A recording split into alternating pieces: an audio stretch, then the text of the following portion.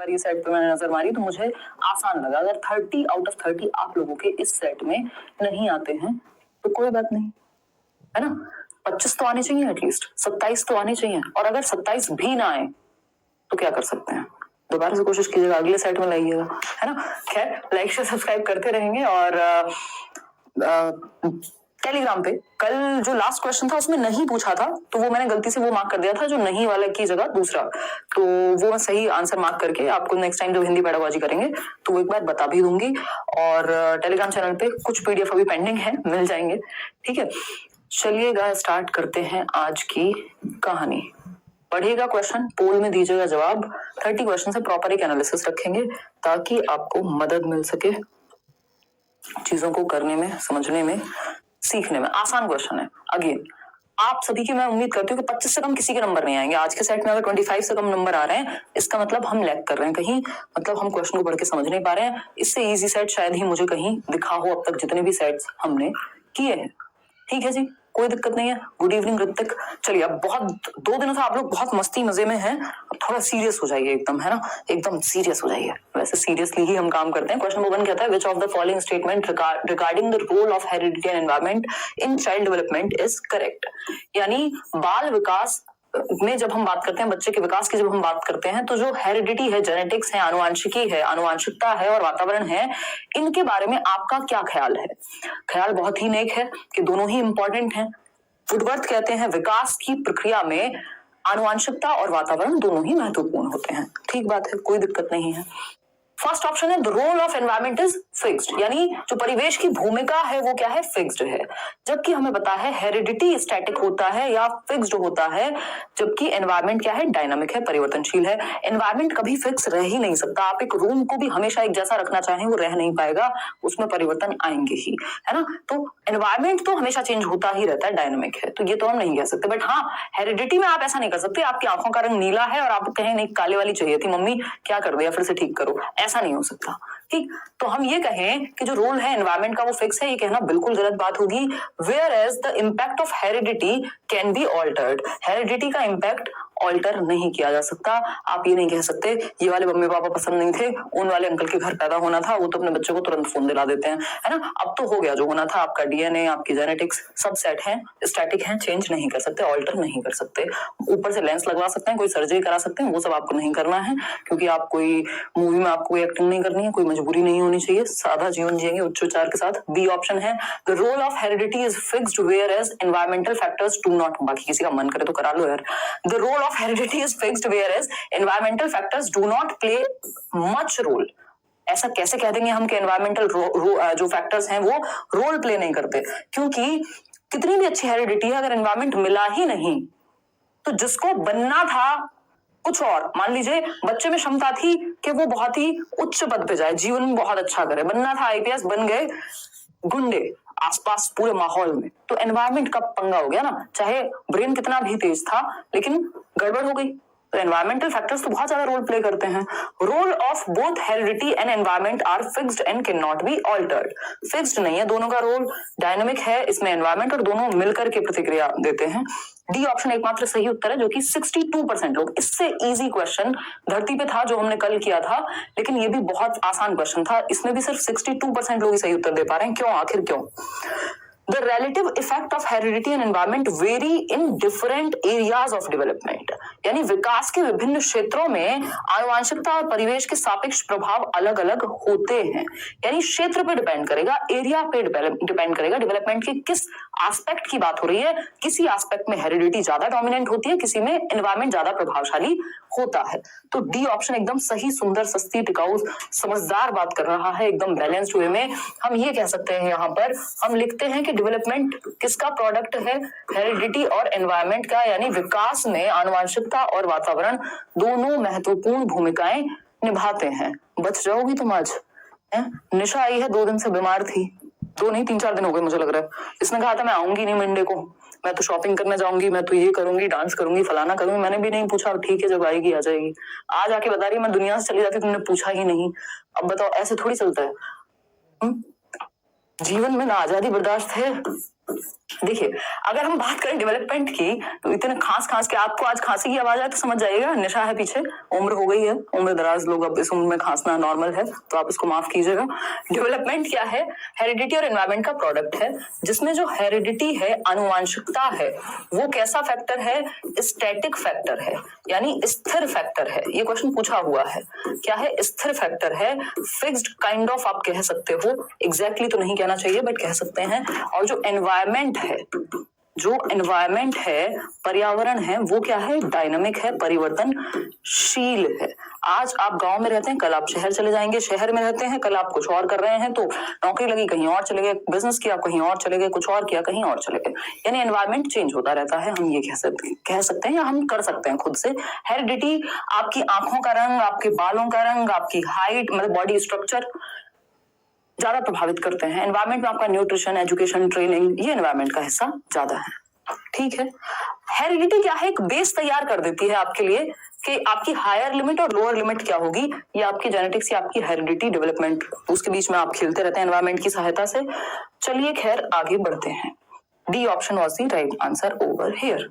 ठीक है जी, question number 2 देखिएगा। क्वेश्चन नंबर 2 देखिएगा, समझिएगा क्या है, क्या कहता है क्वेश्चन नंबर 2। निशा जी को देखा जाएगा मैम, दीजिएगा मैम नोट के बदले। हाँ, बहुत अच्छा जोक था, बहुत हंसी आई, अभी तक हंस रही हूँ। निशा दीदी को सामने लेके आओ, आज तो नहीं ला पाएंगे, जितना ही टोपी वोपी लगा के कंबल उम्बल ओढ़ के बैठी है, तो किसी और दिन लाएंगे। अभी तो पोल लगा ले, वही बहुत बड़ी बात है। सेकंड क्वेश्चन आ चुका है। बॉटल वॉटल चाहिए, कुछ पानी वानी, कोई अंतिम इच्छा हो तो बता दो। तो देखिएगा, अगर हम बात करें क्वेश्चन नंबर 2 है, in context of stages of development, यानी विकास के चरणों के संदर्भ में, स्टेजेस ऑफ डेवलपमेंट के संदर्भ में, what is the stage from 2 to 6 years is called, यानी 2 से 6 वर्ष की जो अवस्था है, इस टाइम पीरियड को क्या कहते हैं? बताइएगा। 2 से 6 वर्ष। बाल्यावस्था कब तक होती है? चाइल्डहुड, कोई बताना पसंद करेगा? अब ये मत कहने लग जाना कि अर्ली के लेटर। अगर सिर्फ चाइल्डहुड पूछे तो 2 से 12 वर्ष। इसको 2 भागों में विभाजित किया है। अर्ली यानी पूर्व बाल्यावस्था 2 से 6 वर्ष, और 6 से 12 है लेटर चाइल्डहुड यानी उत्तर बाल्यावस्था, जिसको स्कूल एज कहते हैं, गैंग एज कहते हैं। तो आंसर क्या हुआ? Early childhood. बहुत ही खुशी की बात है, 80% लोग सही उत्तर दे रहे हैं। मिडिल चाइल्डहुड होगा 5 साल से, या अगर हम कहें कई बार 8 से 11 जनरली आपको दे देते हैं। इन्फेंसी जन्म से 2, एडोलसेंस है 12 से 18 या 13 to 19 भी आपको मिल जाएगा कई जगह। WHO के अकॉर्डिंग 10 से 19 होता है वैसे। तो ए ऑप्शन सही है यहाँ। ये वही अर्ली चाइल्डहुड है जिसको हम टॉय एज या प्ले एज कहते हैं। क्वेश्चन नंबर 3 देखिएगा, जवाब दीजिएगा। Which principle of development states that motor development, motor development समझते हैं, फिजिकल डेवलपमेंट से ही जुड़ा हुआ है, शारीरिक विकास से ही जुड़ा हुआ है। गतिक विकास, कि आप में दौड़ना, भागने, चीजों को पकड़ने, कैच करने, इन सब की क्षमताएं। मोटर डेवलपमेंट यानी गति से संबंधित विकास। Proceeds from the centre of the body towards the extremities, यानी बॉडी के, मान लीजिए बॉडी है, इसका सेंटर है, टुवर्ड्स दी एक्सट्रीमिटीज। एक्सट्रीमिटीज क्या है? हाथ की उंगलियां, है ना, बिल्कुल। पैर है तो वहां पे भी बिल्कुल जो एक्सट्रीमिटीज है, लेकिन सेंटर से जा रहा है। ऐसा नहीं है सर से नीचे की ओर नहीं बोला। अगर हेड टू टो बोल दे तो हेड ये है, टो इधर है। ठीक, तो ये हो जाएगा क्या? लॉन्गिट्यूडिनल, या इसको हम कहते हैं सेफेलोकॉर्डल, जो ए ऑप्शन है। लेकिन हमसे सेंटर से पूछा है कि बॉडी के सेंटर से एक्सट्रीमिटीज, सीमाओं की ओर। इसको नियर टू फार भी पूछ सकता था, केंद्र से दूर भी कह सकते हैं, और नियर टू फार भी कह सकते हैं, जनरल टू स्पेसिफिक भी कह सकते हैं। बहुत सारे इसके नाम हो सकते हैं। अधोगामी यानी प्रॉक्सिमो डिस्टल। शीर्षगामी जो है वो हेड टू टो है, कि बच्चा पहले अपनी सर संभालना सीखेगा, फिर गर्दन संभालना सीखेगा, फिर बाकी का पार्ट। तो proximo distal is the right answer. ये तो एक क्वेश्चन आता ही है दिशा के सिद्धांत पे, इसको तो आप अच्छे से समझ के रखिए। बाकी और कोई पॉइंट था नहीं यहाँ। दिशा के सिद्धांत में 2 ही दिशा पढ़ते हैं हम, एक प्रॉक्सिमो डिस्टल और एक सेफेलोकॉर्डल। क्वेश्चन नंबर 4 देखिएगा, एकदम रिहा है ना, रिया है वैसे ये, बट ये फैशन में आजकल जो ज्यादा अंग्रेज लोग हैं वो कैसे लिखते हैं अपने बच्चों के नाम में? जबरदस्ती एक एच ई कुछ तो लगा देते हैं ना, जबरदस्ती नहीं, मतलब थोड़ा ठीक है? एलीट मानेंगे हम। ये जो रिया है ये क्या है? एलीट है। ठीक है, एकदम क्लिष्ट भाषा का प्रयोग हो रहा है। रिया, a 4-year-old girl got scolded by her parents when she refused to eat her vegetables। यानी 4 साल की बच्ची है रिया। अब रिया HEA है या RIYA है, जो भी है, बट डांट पड़ रही है रिया को, इतनी बात पक्की है। ठीक है, तो 4-year-old girl Riya got scolded by her parents. Parents ने लगा दी डांट when she refuse to eat her vegetables, जब उसने कहा कि मेरे को ना ये फूल पत्तियां नहीं खानी, बर्गर खिला दो आज तो। ठीक। ड्यूरिंग मेक बिलीव प्ले, यानी जब बच्ची खेल रही है, मेक बिलीव प्ले जिसको हम कहते हैं प्याजे की भाषा में, अर्ली चाइल्डहुड में होता है, रिया रिपीट्स दिस बिहेवियर, हर बिहेवियर डेपिक्ट्स। रिया ने क्या किया, वो डॉक्टर नहीं खेलते, जैसे घर घर खेल रहा है कोई, डॉक्टर खेल रहा है, उसको क्या कहेंगे हम, मेक बिलीव प्ले ही कहते हैं, कि आप वैसे वो रोल धारण कर लेते हैं, उस तरह से आप प्ले कर रहे हैं जैसे कि आप रियल में वो कैरेक्टर हैं या वैसी सिचुएशन में हैं। तो रिया जब मेक बिलीव प्ले में अपने गुड्डे गुड़ियों के साथ खेल रही है, तो उनको भी वो वैसे ही कर रही है, या अपने दोस्तों के साथ, क्योंकि उसको पता है जब खाना नहीं खा रहे तो मम्मी डांटती है, तो वो भी अपनी गुड़िया गुड्डे को या अपने दोस्त को, जिसको भी बच्चे बनाया हुआ है घर घर खेलने में, उनको डांट रही है। अच्छा, ऐसे कैसे नहीं खाओगे वेजिटेबल, क्या है ये बताइएगा। प्राइमरी सोशलाइजेशन है, सेकेंडरी है मैच्योरेशन है, अनफोल्डिंग ऑफ जेनेटिक प्रोग्रामिंग है। जेनेटिक प्रोग्रामिंग जैसा कुछ नहीं है, उसने जो देखा वही किया। यानी जब रिया प्रकट हुई दुनिया में और परिवार में सबसे पहले, तो परिवार डिमार्केट करता है, फैमिली ये दर्शाती है कि क्या करना सही है और क्या करना गलत है ना। तो रिया ने भी वही किया जो उसने फैमिली से सीखा था, और जो फैमिली से सीखते हैं हम समाज में क्या करना है, क्या सही है क्या गलत है, वो क्या कहलाता है, प्राइमरी सोशलाइजेशन कहलाता है, यानी प्राथमिक सामाजिकरण कहलाता है, जो हम परिवार से सीख रहे हैं। तो आसान सा उत्तर है प्राइमरी सोशलाइजेशन, प्राथमिक सामाजिकरण, और सेकेंडरी होता है जो आप स्कूल से या बाहर की दुनिया से सीख रहे हैं, अदर देन फैमिली। ठीक है जी, कोई दिक्कत परेशानी? इतनी कहानी बस आपसे ये कहने को निकलवाने को कही थी कि भैया परिवार से सीख रही है जो करना है सही और गलत, तो उस केस में ये क्या हो गया, प्राइमरी सोशलाइजेशन हो गया। अब मेक बिलीव प्ले आपको एक्स्ट्रा मेक पॉइंट समझ आ गया होगा यहाँ पर। अब देखते हैं क्वेश्चन नंबर 5 को। अनीता टुक रश्मीज पेन, अनीता एक बच्ची है, उसने रश्मि की कलम को ले लिया, किधर दो अनीता, अपनी कलम दो, अपना पेन दो। And in retaliation Rashmi ate Anita's lunch, और बदले की भावना से, प्रतिशोध में अगर हम कहें, प्रतिशोध की ज्वाला में क्या किया, रश्मि ने अनीता का लंच खा लिया। कितनी अच्छी बच्ची है, ना मारा ना पीटा ना कुछ छीना, चुपचाप से लंच खा गई पीछे से उठा के, कि अब खा ले लंच में, क्या खाएगी बेटा। ठीक, तो ये क्या है, टिट फॉर टैट बिहेवियर है, जैसे को तैसा बिहेवियर है, कि तुमने ये किया मैंने ये किया। अब कहानी क्या है, पहले क्वेश्चन पूरा पढ़ना पड़ेगा। क्वेश्चन क्या कहता है, पूजा वॉज ऑब्जर्विंग ऑल दिस। पूजा एक और बच्ची, एक और कैरेक्टर की ये शुरुआत होती है या इंट्रोडक्शन होता है सीन में, पूजा भी आ जाती है ना। अब तक कौन था, रश्मि थी, और कौन थी, रश्मि और अनीता।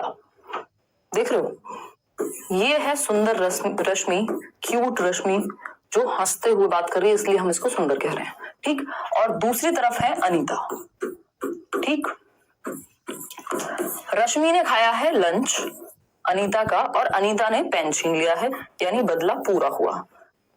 इन दोनों को देखने वाला तीसरा कैरेक्टर है कौन, पूजा जी। ठीक है, ये पू नहीं है आपकी, कौन सी मूवी है वो, कभी खुशी कभी गम, ये वो वाली पू नहीं है, बट हम मान लेते हैं पू है। पू ने कहा ठीक तो है यार, है। जब इसने इससे पेन लिया और इन्होंने क्या किया, इन्होंने खाना खा लिया, सही तो किया, हो गया जस्टिस। क्यों कहूं टीचर को, बताऊं क्यों कि ये लोग ऐसा कर रहे हैं, सही तो है, अपना हो गया, निपटा लिया अपने आप, हो गया, जो भी झगड़ा है वो सॉल्व हो गया, निवारण हो गया झगड़े का। तो अब ये जो पूजा है, इसके बारे में, इसकी जो मॉरलिटी है, इसका जो सही और गलत है, इसके बारे में आप क्या सोचते हैं कि ये जो बच्ची है ये किस स्टेज पे होगी। मतलब ना बात रश्मि के बारे में है, ना बात अनीता के बारे में है, बात पूजा की मॉरलिटी पे आ गई। ये वैसा हो गया, दो लोगों की लड़ाई हो गई, कोई तीसरा आया बीच में, और दो भाई बहन अगर लड़ रहे हैं या दोस्त लड़ रहे हैं, कोई तीसरा आया, वही पिट गया बेचारा। तो ये वही वाली स्थिति है कि पूजा बीच में फंस गई है असमंजस में कि पूजा का क्या लेवल है मॉरलिटी का। अगर पूजा शिकायत नहीं करती है कि रश्मि ने जो किया या अनीता ने जो किया सही है, टीचर को बताने की कोई आवश्यकता नहीं है। मतलब टिट फॉर टैट मॉरलिटी है, टिट फॉर टैट मॉरलिटी है ना। हाँ, अपना काम बनता, भाड़ में जाए जनता, ये वही वाला एटीट्यूड है यहाँ पे।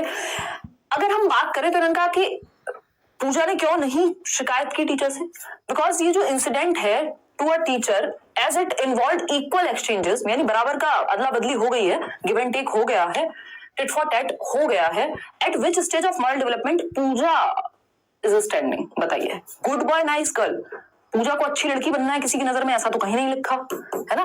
The social order maintaining orientation, कि भैया लॉज बने रहने चाहिए, लॉज की तो कोई बात ही नहीं हो रही, कैसे लॉज, अपने आप हमने बना लिए अपने लॉज, है ना। सी ऑप्शन है the punishment and obedience orientation, यहाँ पे ऐसा भी नहीं है किसी अथॉरिटी ने आके कहा हो तुमको पनिशमेंट मिलेगी अगर नहीं बताया तो, पनिशमेंट की ओबीडियंस की कोई बात नहीं हो रही। डी ऑप्शन एकमात्र सही उत्तर बचता है। अगर आपको ये नहीं भी पता था कि इसका सही उत्तर क्या होगा, आप तीनों को एलिमिनेट कर सकते थे जो बातें हमने की उन बातों को करके, कि भैया पनिशमेंट की बात ही नहीं हो रही, सोशल ऑर्डर की कोई बात नहीं हो रही, समाज की गुड बॉय कोई तारीफ की बात ही नहीं हो रही। तो एक ही ऑप्शन बचता है, द इंस्ट्रूमेंटल पर्पज ओरिएंटेशन, जिसको म्यूचुअल एक्सचेंज भी कहा जाता है। और ये कौन सी स्टेज है, कोई बताना चाहेगा?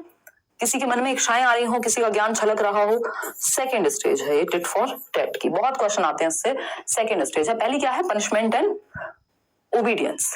ठीक, टिट फॉर टैट, कि मैं सेल्फ इंटरेस्ट देखता है बच्चा, कि मैं दुकान पे जाऊंगा, मम्मी अगर रिश्तेदार आए हैं, है ना, घर में गेस्ट आए हैं, तो बिस्किट लेने तब जाऊंगा या जाऊंगी जब मुझे भी 5 रुपए की चॉकलेट मिलेगी, छोटी सी बड़ी see what ever it is. तो ये है सेल्फ इंटरेस्ट, म्यूचुअल एक्सचेंज। ठीक, D option is the right answer.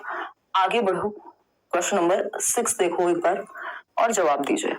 आराम से चलेंगे, तसल्ली से, जल्दी में हम नहीं है। अकॉर्डिंग टू जीन पियाजे, यानी पियाजे के अनुसार, a child's ability to solve conservation problems depends upon an understanding of which basic aspect of reasoning. यानी बच्चा जो कंजर्वेशन की प्रॉब्लम्स है, संरक्षण की जो समस्याएं हैं, इनको सॉल्व कर पाए, किस तरह की रीजनिंग चाहिए होती है संरक्षण में। संरक्षण क्या है कि क्वांटिटी चेंज नहीं होती, शेप और साइज के चेंज होने पर क्वांटिटी चेंज नहीं होती। यानी ये जितना भी पानी है, इस मग में मैंने पानी डाला, मग तो इसको क्या ही कहें, मिनिएचर मग में मैंने पानी डाला और ये पानी मैंने बॉटल में वापस डाल दिया। अब इस पानी को जो इस मग में था उतना ही पानी मैं किसी और बर्तन में डाल दूं, कोई क्वांटिटी चेंज नहीं हो रही, बस शेप और साइज चेंज हो रही है। लेकिन बच्चा क्या कहेगा, जो बर्तन में पानी है वो ज्यादा लग रहा है, इसमें कम लग रहा है। तो शेप और साइज के चेंज होने से शेप अलग हो गई, साइज अलग हो गया, क्वांटिटी तो सेम रहेगी। अगर 200 ml है तो 200 ml ही रहेगा। ठीक है जी। तो यही कंजर्वेशन है, यही संरक्षण की समझ है कि वॉल्यूम में परिवर्तन नहीं आता, मात्रा में परिवर्तन नहीं आता, शेप और साइज के चेंज होने से। इसी बात पे आप खुशी खुशी लाइक शेयर कर दीजिए। 27-28 हजार लोग हम लोग हो गए, लेकिन सिर्फ कितने हजार लोग हैं, 8500, 8500 लोग हैं जिन्होंने लाइक किया। देखिए 20,000 लोग भी लाइक करेंगे खुशी खुशी, सेंट्रेशन और बोलेंगे जय माता दी, यही रह गया बस, अब यही क्या करेंगे। देखिएगा, तो सेंट्रेशन एंड रिवर्सिबिलिटी, रिवर्सिबिलिटी तो सही है कि वो रिवर्स कर पाए, कि भाई इस पानी को चाहे मैं इस मग में डालूं चाहे इस बॉटल में डालूं कोई दिक्कत नहीं है। लेकिन सेंट्रेशन है कि उसका पूरा ध्यान एक ही चीज पे केंद्रित है, वो है बर्तन की शेप, वो साइज पे या क्वांटिटी पे फोकस ही नहीं कर रहा। तो सेंट्रेशन ना होने की वजह से तो कंजर्वेशन नहीं आ पाता, सेंट्रेशन की वजह से कंजर्वेशन नहीं आता। कॉम्पेंसेशन एंड क्लासिफिकेशन, क्लासिफिकेशन की यहाँ कोई जरूरत नहीं, वो तो अलग अलग चीजों को कैटेगरी में बांटना होता है। डिसेंट्रलाइजेशन एंड रिवर्सिबिलिटी बोलने दिया था, तो इतनी क्या जल्दी थी? अच्छा, तो मुझे देखना था आंसर। सी ऑप्शन यहाँ सही है, नहीं रहना दो। ट्रांजिटिव इन्फेरेंस एंड सीरिएशन होता है, सीरिएशन होता है असेंडिंग डिसेंडिंग ऑर्डर में लगाना, छोटे से बड़े क्रम में, बढ़ते से घटते क्रम में, आरोही अवरोही। ट्रांजिटिव इन्फेरेंस है कि आपको समझ में आ जाए ए बड़ा है बी से, बी बड़ा है सी से, तो A is greater than B and C both. ये है ट्रांजिटिव इन्फेरेंस या रीजनिंग। विकेंद्रीकरण एवं प्रतिवर्तीयता जो है, अगर बच्चों को विकेंद्रीकरण आ गया, यानी वो अब सिर्फ बॉटल का शेप या साइज नहीं देख रहा, अब इसके कलर पे भी ध्यान है उसका, इसमें अमाउंट कितना आता है यानी वॉल्यूम क्या है इस पे भी ध्यान है ना, सारी चीजें वो देख पाएगा। यानी डिफरेंट डिफरेंट एस्पेक्ट में चीजों को देख पाना, डिसेंटर करके देख पाना, सिर्फ हाइट पे फोकस नहीं है, बाकी एस्पेक्ट्स पे भी फोकस है। नहीं, रिजेक्ट तो नहीं होगा कविता सिंह, वो मैटर नहीं करता, डोंट वरी। देखिएगा, तो अगर हम बात करें C option, decentralisation and reversibility, ठीक है। आगे बढ़ेंगे क्वेश्चन नंबर 7, क्योंकि उनको पता नहीं है ना, आप तो कुछ भी लिख सकते हो। राघव, वो ईयर मैटर करेगा और उससे कोई टेंशन नहीं होगी कविता, डोंट वरी। ठीक है जी। अगर हम ऐसे काम क्यों करते हो, थोड़े दिन रुक जाते, अभी तो फॉर्म चल रहे थे, पहले एडमिशन ले लेते।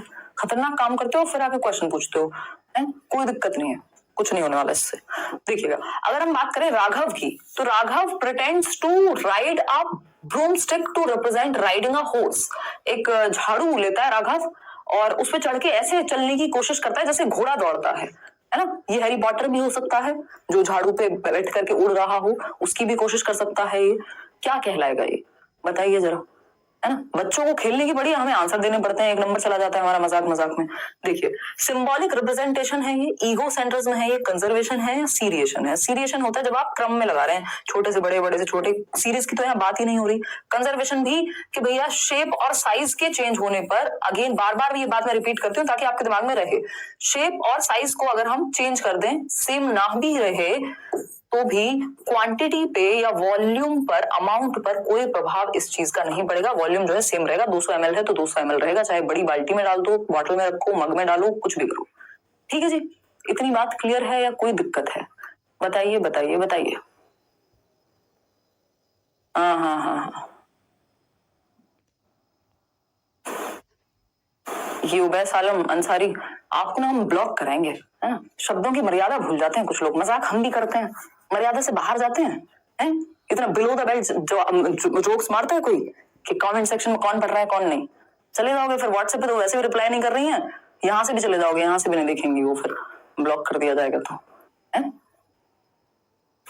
कोई कह रहा है you remove me from Himanshi channel on Telegram. Iftikhar कह रहे हैं, इफ्तिकार वारसी, हमारा कोई चैनल हिमांशी के नाम से नहीं है टेलीग्राम पे, एकमात्र चैनल है लेट्स लर्न स्क्वाड। 6 लाख लोग जुड़े हुए हैं, किसी भी फेक चैनल से जुड़ोगे तो कब रिमूव हुए कब ऐड हुए किसी को पता नहीं लगेगा, कहां से आए और कहां चले गए। ठीक है जी, तो ऐसे काम ना करें। देखिएगा, राघव पे आ जाते हैं वापस। आप लोगों के कमेंट पढ़ने का कोई फायदा नहीं, काम की बातें पूछते नहीं हो आजकल। देखिए, अगर हम बात करते हैं तो राघव एक झाड़ू पे, यानी ये झाड़ू है, इस पे चढ़ के घोड़े की तरह चलने का प्रयास कर रहा है, हैरी पॉटर बनने की कोशिश कर रहा है। ये है सिंबॉलिक रिप्रेजेंटेशन। वो जो झाड़ू है वो सिंबॉलिज्म है हॉर्स का, उस घोड़े का जो उसके दिमाग में है, सांकेतिक प्रस्तुतिकरण है, संकेत है, वो उसको संकेत मान के चल रहा है। ये आपके प्रति सम्मान प्रकट करने का सिर्फ एक तरीका है, नाम के लिए नहीं। दीपक शर्मा कह रहे हैं I understand. Deepak thank you so much, आप रोज आते हैं। ईगो सेंट्रिज्म की जब हम बात कर रहे हैं, ये हो रहा है सेल्फ सेंटर्ड है बच्चा, ऐसी कोई बात नहीं हुई, कंजर्वेशन की कोई बात नहीं हुई। तो ये सिंबॉलिक रिप्रेजेंटेशन, और कब आता है ये सिंबॉलिक थॉट? क्या आप लैंग्वेज के थ्रू भी सीख पा रहे हैं, सिंबल्स के थ्रू भी सीख पा रहे हैं? 2 से 7 वर्ष प्री ऑपरेशनल स्टेज, पूर्व संक्रियात्मक अवस्था, प्याजी की बात हो रही है। ठीक है जी, A for apple, B for ball भी अब आप सीख पा रहे हैं। क्वेश्चन नंबर 8 देखिएगा। In the concept of zone of proximal development proposed by Lev Vygotsky, ZPD की बात हो रही है, वो दायरा जोन ऑफ प्रॉक्सिमल डेवलपमेंट जिसको वाइगोस्की ने प्रपोज किया है। The term proximal indicates that the assistance provided dash learners current competence, यानी वाइगोस्की के निकटस्थ विकास का क्षेत्र सिद्धांत में शब्दावली निकटस्थ दर्शाती है कि दी गई सहायता शिक्षार्थी की वर्तमान दक्षता की तुलना में कैसी होगी। निकटस्थ दर्शाती है, मतलब प्रॉक्सिमल का मतलब ही है संभावना। मैं आपको बहुत बार डिस्कस किया है, संभावित विकास का क्षेत्र, यानी संभावना है, प्रॉक्सिमिटी है कि यहां तक विकास हो जाएगा। आज आप यहां खड़े हैं लेकिन यहां तक पहुंच सकते हैं। आज 15 नंबर आ रहे हैं, ये 25 भी आ सकते हैं। ये है आपका प्रॉक्सिमल डेवलपमेंट का दायरा, प्रॉक्सिमिटी में है, आपके दायरे में है, संभावना है कि आपका विकास वहां तक हो जाएगा। लेकिन मदद कैसी दी जानी चाहिए ये बताइएगा। गोज जस्ट बिलो, जो बच्चे का करंट लेवल है उससे नीचे की अगर मैं मदद दूं, मान लीजिए आपको 15 क्वेश्चन खुद ही हो रहे हैं और मैं सिर्फ कहूं नहीं मैं 15 ही कराऊंगी, यही 15 जो आपको आते हैं, कोई फायदा नहीं होगा। अगर आपको भाई सिंपल टू कॉम्प्लेक्स जा रहे हैं ना, अगर जो आपको आता है उसी को रिपीट करते रहेंगे तो कोई फायदा नहीं है। यानी जितना अच्छे से आता है उसके भी नीचे लेवल पे जाने का कोई फायदा नहीं है। -1 सपोर्ट हो गया एक तरह से। गोज जस्ट बियॉन्ड, यानी थोड़ा सा ऊपर मिले हेल्प। भाई आज आप मान लीजिए 3rd लेवल पे हैं, यहां तक के क्वेश्चन आप कर लेते हैं, तो आपको 4th लेवल पे अगर हेल्प मिलेगी या थोड़ी सी बियॉन्ड रीच मिलेगी, तब क्या होगा, +1 लेवल की हेल्प मिलेगी। तो लर्निंग जो है वो प्रॉक्सिमिटी, जो संभावना जहां तक पहुंचने की थी वो हो जाएगी। सिर्फ उतनी ही देंगे जितना आता है, या बहुत ज्यादा फार बियॉन्ड हो गया, अगर बहुत सर के ऊपर से टप्पा खा के निकलने लग गई चीजें, तब भी काम की नहीं है। तो गोज जस्ट बियॉन्ड, हल्का सा ऊपर बच्चे के लेवल से, तो उससे क्या होगा, वो जो लर्निंग की एबिलिटी है, प्रॉक्सिमिटी है, वो बढ़ जाएगी। अब हम आते हैं अक्रम पर। कितने बच्चों के नाम दे दिए आज उन्होंने, पूजा, अनीता, रिया और भी कई सारे, रश्मि, अब अक्रम आ गए हैं। देखिए अक्रम क्या कह रहे हैं, Akram instructs himself while assembling a set of blocks in light of Lev Vygotsky's theory. Akram is engaging in dash speech, यानी कि जब हम बात करते हैं कि अक्रम किसी एक ब्लॉक के समूह के साथ खेलते हुए, एक ब्लॉक के साथ खेल रहे हैं और खुद से बातें कर रहे हैं, हिमसेल्फ, खुद को ही इंस्ट्रक्ट कर रहे हैं कि बेटा इसको ऐसे नहीं ऐसे लगाना होता है। अक्रम तुम भी कितने पागल हो, ये क्वेश्चन में आंसर तो ये होना था। जब आप खुद से बातें कर रहे हैं प्रॉब्लम को सॉल्व करते समय, याद कीजिए वाइगोस्की को, आपको याद आएगा वाइगोस्की ने कहा है, दी वाइगोस्की ने कहा है क्या, कि एक चीज होती है जिसको प्राइवेट स्पीच कहते हैं, जब बच्चा खुद को ही गाइड करे, सेल्फ डायरेक्ट करे, अपने थॉट को सेल्फ रेगुलेट करे, स्व निर्देशन करे, इसको व्यक्तिगत वाचन कहेंगे। कब आएगा, 3 से 6 वर्ष में आएगा। ठीक, कलेक्टिव सोशलाइज्ड स्पीच, किसी और से तो बात हो रही नहीं है, ईगो सेंट्रिक प्याजे कहते हैं। ठीक है, क्लियर है। तो पियाजे के अकॉर्डिंग तो पूछा नहीं है, वाइगोस्की के अकॉर्डिंग पूछा है। निजवाक और वाइगोस्की के अकॉर्डिंग कितने प्रकार हैं भाषा के? प्राइवेट स्पीच, सोशल स्पीच जिसको सोशलाइज कह रहे हैं, 2 वर्ष से बच्चा समाज में बोलने लगेगा, प्राइवेट स्पीच 3 वर्ष से 6 वर्ष तक, और तीसरा होता है साइलेंट इनर स्पीच, जब वो मन में बोले, मन में किसी को अच्छा कहो बुरा कहो किसी को नहीं पता लग रहा, तो ये 6 वर्ष के बाद आता है। तो ये 3 प्रकार है वाइगोस्की के अकॉर्डिंग। नोट्स में सब कुछ दिया हुआ है, कल मिल जाएंगे आपको। मैं बता रही हूँ ना, 26 पेज से 42 पेज। आपको लगता है कि चीजें इजी हैं, ऐसी मतलब ठीक है यार नोट्स ही तो दे रहे हो, बट मेहनत लगती है, बहुत मेहनत लगती है इन चीजों में। छोटी छोटी चीजें हैं जबकि लगती है। लेकिन देखिए, the theory of multiple intelligence is given by, यानी बहुआयामी बुद्धि, इसको मल्टी डायमेंशनल भी कह देते हैं। वैसे मल्टीपल इंटेलिजेंस ये मल्टी डायमेंशनल अलग बुद्धि का सिद्धांत है, बट आपके सीटेट के सिलेबस में मल्टी डायमेंशनल के नाम से भी इसी को बुलाया गया है। किसको? Multiple intelligence, MI multiple intelligence. इसकी चर्चा कहाँ हुई थी? फ्रेम्स ऑफ माइंड नाम की एक पुस्तक थी क्या है ही 1983 में पहली बार गार्डनर ने इसमें बुद्धि के कई प्रकार बताए। उन्होंने कहा बुद्धि कोई एक प्रकार की नहीं है, इसलिए बच्चों को सिखा भी आप डिफरेंट तरीके से सकते हो, क्योंकि जब बुद्धि कई प्रकार की हो सकती है, IQ कुछ नहीं है। तो आज आपकी आवाज में पकड़ बहुत है, समझी नहीं मैं, पकड़ से मतलब देखिएगा।